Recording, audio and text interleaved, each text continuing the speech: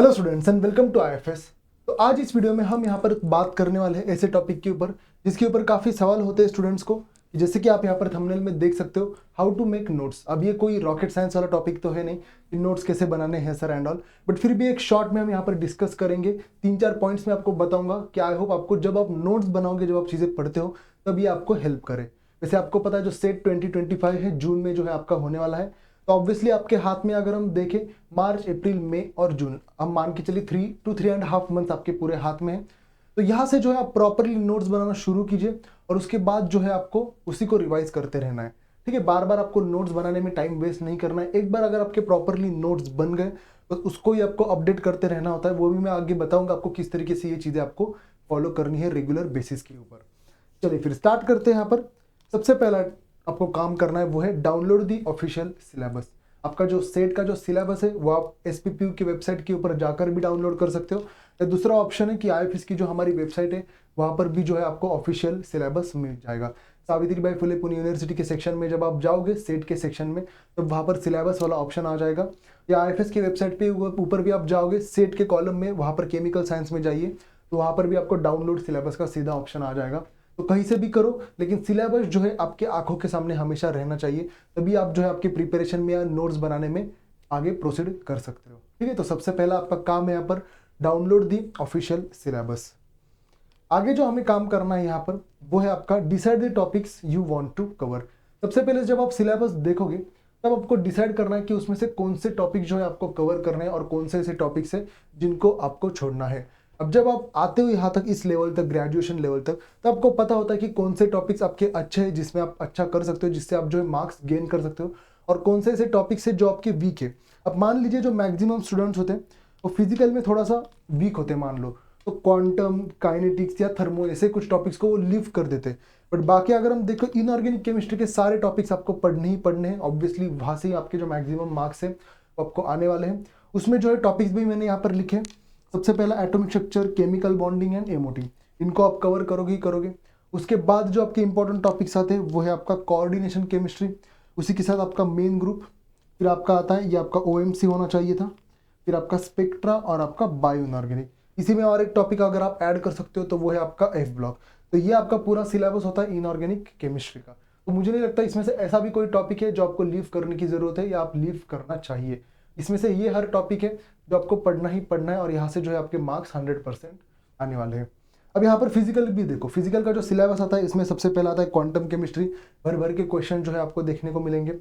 फिर आएगा आपका काइनेटिक्स, केमिकल काइनेटिक्स, उसी के साथ थर्मोडाइनमिक्स, फिर solid state, surface chemistry, electrochemistry, polymer और फिजिकल स्पेक्ट्रा। तो ये कुछ टॉपिक्स है फिजिकल केमिस्ट्री के जहाँ से आपको क्वेश्चंस देखने को मिलेंगे ही मिलेंगे एग्जाम में। अब यहाँ से 2-3 टॉपिक्स है जो यूजुअली बच्चे लीव कर देते हैं, जिनका फिजिकल केमिस्ट्री उतना स्ट्रांग नहीं होता है, जैसे कि क्वांटम केमिस्ट्री हो गया, थर्मोडायनामिक्स हो गया, काइनेटिक्स हो गया। यहाँ पर थोड़ा मैथ्स भी लगता है, तो उसमें से 2-3 टॉपिक जो है स्टूडेंट्स यूजुअली लीव कर देते हैं। कोई बात नहीं, इनऑर्गेनिक और ऑर्गेनिक जो है हम पूरा अच्छे से पढ़ लेंगे। या मान लो ऑर्गेनिक का हम यहाँ पर सिलेबस देखें, शुरुआत आपको पता है हमेशा जीओसी एरोमेटिसिटी से होगी। फिर आगे आएगा आपका reaction mechanism, intermediates, reagents, pericyclic spectroscopy, heterocyclic chemistry, biomolecules और स्टीरियो केमिस्ट्री भी इसमें आप ऐड कर दीजिए। तो ये कुछ टॉपिक्स है जिससे जो है आपको मैक्सिमम क्वेश्चंस एग्जाम में देखने को मिलने वाले हैं। अब मान लो किसी का फिजिकल स्ट्रांग है तो यहाँ से जो है स्टूडेंट्स कुछ ना कुछ टॉपिक्स 100% लीव करेंगे, जैसे इंटरमीडिएट्स हो गया या रिएजेंट्स हो गया। तो ये थोड़ा सा ऐसा पार्ट है जहाँ पर बच्चों को डिफिकल्टी फेस होगी ऑर्गेनिक में। ठीक है, तो आपको पहले तो ये डिसाइड करना है कि कौन से टॉपिक्स आपको लीव करने हैं और कौन से टॉपिक्स के ऊपर आपको फोकस करना है।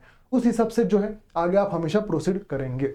अब ऐसे रैंडमली अगर आगे चलते रहे तो आपको पता ही नहीं चलेगा कि कौन से टॉपिक को मुझे छोड़ना है, और जो छोड़ रहे हो उसको पूरी तरीके से छोड़ो, कोई बात नहीं, बट जो टॉपिक्स करोगे वो हमें प्रॉपरली अच्छे से करने ही करने हैं। ठीक है, तो पहला तो सेकंड पॉइंट ये हो गया, decide the topics you want to cover. आगे अगर हम बात करें हाईलाइटिंग मेथड। अब हाईलाइटिंग मेथड क्या होती है, देखो मान लो आपने सबसे पहले नोट्स निकाल लिए। अब उसमें कुछ ऐसे पॉइंट होते हैं जो आपको लगता है एक तो ये इंपॉर्टेंट है। पहली बात तो मान लो यूजुअली फिजिकल केमिस्ट्री में जो फॉर्मूलाज होते हैं वो बहुत ज़्यादा इंपॉर्टेंट होते हैं, तो उसको आप कैसे ना कैसे करके हाईलाइट करोगे। दूसरी चीज़, मान लिए ऐसे कोई पॉइंट्स है जिसके ऊपर बार बार जो है आपको सवाल देखने को मिलता है एग्जाम में, वो पॉइंट्स को आप हाईलाइट करोगे। और तीसरी चीज़, ऐसा कोई पॉइंट है या ऐसा कोई फॉर्मूला है जो आपको लगता है आप भूल रहे हो बार बार, तो इन चीज़ों को जो है आप हाईलाइट करोगे। इससे होगा क्या, जब आप नोट्स को ओपन करते हो आपकी नज़र जो है उसी हाईलाइटेड चीज़ों के ऊपर बार बार जानी चाहिए, और वो जो चीज़ें आपकी आंखों के नीचे से जो है बार बार आपकी जानी चाहिए, यानी कि बार बार वो जो चीज़ें रिवाइज होनी चाहिए। तो एग्जाम में भी क्या होगा, मान लो उसी के ऊपर आपका एक सवाल बना है या यू फॉर्मूले के ऊपर आपका कोई सवाल बेस्ड है, तो एग्जाम में इतनी बार आपने उस चीज़ों को पढ़ा है या हाईलाइट किया है, तो आपको एग्जाम में इतनी चीज़ें याद आएगी कि अच्छा इस बुक में मैंने इस लेफ्ट साइड कॉर्नर पे इसको हाईलाइट किया था, तो ये फॉर्मूला यहाँ पर लगेगा। तो हाईलाइटिंग करने का ये आपका एडवांटेज या बेनिफिट होता है कि वो जो चीज़ें आपकी एग्जाम में भी आपको याद आती है तुरंत कि अच्छा ये पॉइंट जो है मैंने हाईलाइट किया था, तो यस उसी पॉइंट के ऊपर ये जो आपका सवाल है वो बना, या ये जो फॉर्मूला है ये हाईलाइटेड फॉर्मूला ही इस क्वेश्चन में लगने वाला है। तो इसलिए इस हाईलाइटेड मेथड को जो है आपको फॉलो करना है, आपको ये चीज़ें बहुत ज़्यादा हेल्प करेगी। ठीक है, थर्ड पॉइंट तो आपका ये हो गया हाईलाइटिंग मेथड। ओके, आगे बढ़ने से पहले यहाँ पर मैं आपको बता दूं, एक फ्री टेस्ट सीरीज यहाँ पर हम दे रहे हैं यहाँ पर, बट कौन से स्टूडेंट्स को मिलेगी, जो ऑल इंडिया स्कॉलरशिप टेस्ट जो है यहाँ पर अटेम्प्ट करेगा। ठीक है, हर वीकेंड को, या आप देख सकते हो 18 फरवरी को भी जो है ये आपकी ऑल इंडिया स्कॉलरशिप टेस्ट होने वाली है। तो हमारे वेबसाइट के ऊपर जाइए, वहाँ पर जाकर जो है आप इन स्कॉलरशिप टेस्ट को जो है आप अटेम्प्ट कर सकते हो। और यहाँ पर आप देख सकते हो टॉप 5 विनर को जो है ये टेस्ट सीरीज आपको पूरी फ्री में मिलने वाली है। Topic and unit wise test है, एंटायर सिलेबस आपका कवर होता है इस टेस्ट में, डेमो लेक्चर्स भी मिलेंगे आपको, और डिटेल्ड टेस्ट एनालिसिस भी आपको यहाँ पर मिलने वाला है।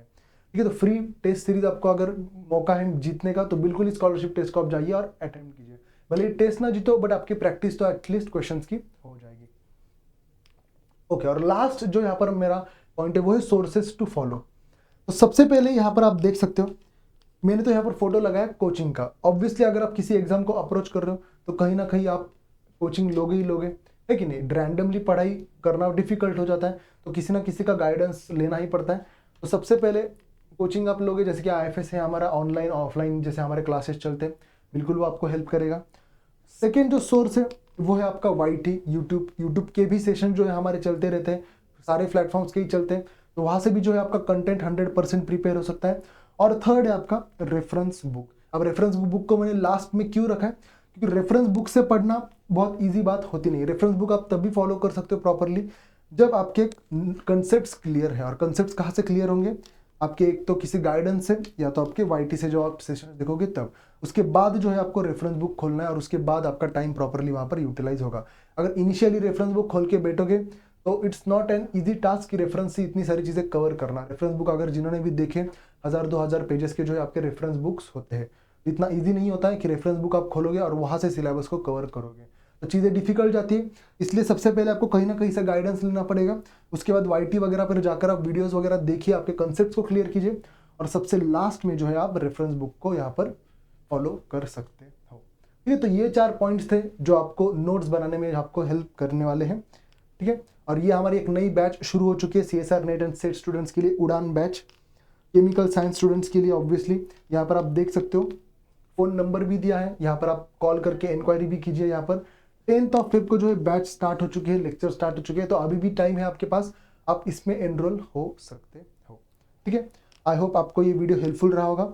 So all the best for your preparation and happy learning.